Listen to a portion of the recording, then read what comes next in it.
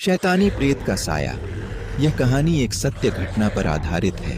गांव बंजारा पहाड़ियों के बीच बसा एक शांतिपूर्ण गांव था, जहां लोग सामान्य जीवन जीते थे। लेकिन सब कुछ बदल गया जब एक शैतानी प्रेत ने वहां के एक मासूम बच्चे को अपनी चपेट में ले लिया। अनिल और मीरा के घर में उनके बेटे राहुल का जन्म एक खुशखबरी के रूप में हुआ। राहुल हमेशा हंसमुख और स्वस्थ बच्चा था।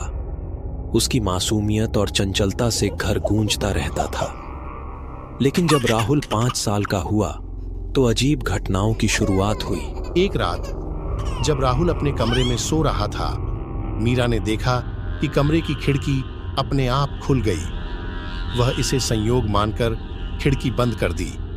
लेकिन अगले दिन राहुल ने अजीब बातें करनी शुरू कर दी।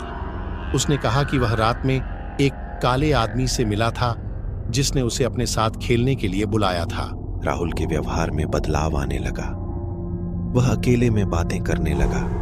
उसकी आंखें अक्सर खाली और भावहीन नजर आती थीं। उसने अचानक अजीबोगरीब हरकतें करनी शुरू कर दी, जैसे कि दीवारों पर खुरचना, खुद को चोट पहुंचाना और आधी रात को अचानक चीखना। एक रात अनिल और मीरा ने राहुल को कमरे के कोने में खड़ा देखा। उसकी आंखें चमक रही थीं और वह किसी अनजान भाषा में बुदबुदा रहा था।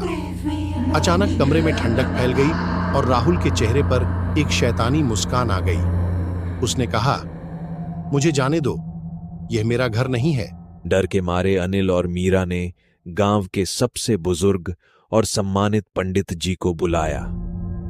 पंडित जी ने घर का निरीक्षण किया और कहा कि राहुल पर एक शैतानी प्रेत का साया है, जो उसकी आत्मा को अपने कब्जे में लेना चाहता है। पंडित जी ने कहा कि एक विशेष अनुष्ठान करना होगा, जो बहुत ही जोखिम भरा है। अनिल और मीरा ने सहमति दी, क्योंकि उनके पास और कोई विकल्प नहीं था। अनुष्ठान की रात पंडित जी ने मंत्रोच्चार शुरू किया। जैसे जैसे मंत्रों का उच्चारण बढ़ता गया, राहुल का व्यवहार और भी भयानक होता गया। वह चिल्लाने लगा, चीजें हवा में उड़ने लगीं और घर के कोने कोने से अजीब आवाजें आने लगीं। अंत में पंडित जी ने एक अंतिम मंत्र पढ़ा और राहुल के ऊपर पवित्र जल छिड़का। अचानक राहुल के शरीर में झटके आने लगे और एक गहरी चीख के साथ वह बेहोश हो गया। कमरे में सब कुछ शांत हो गया और शैतानी प्रेत का प्रभाव खत्म हो गया। कुछ दिनों बाद राहुल धीरे धीरे सामान्य होने लगा। लेकिन उस रात की घटनाओं ने अनिल, मीरा और पूरे गांव को हमेशा के लिए बदल दिया।